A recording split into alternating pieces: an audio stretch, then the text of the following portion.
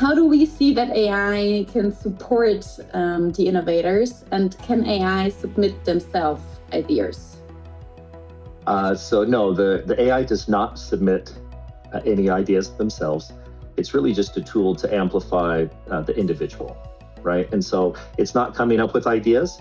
It's just helping you maybe rephrase them or flesh them out so that they make more sense. The AI just looks at it and it says, is this something that we can actually use?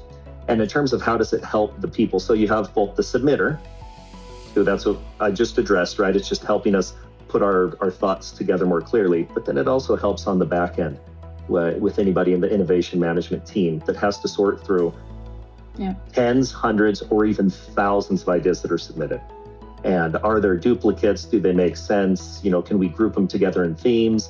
And yes, our AI does all of that to really make their job more streamlined, because we don't all have 100 hours a week to sort through submissions, but we know that they're valuable.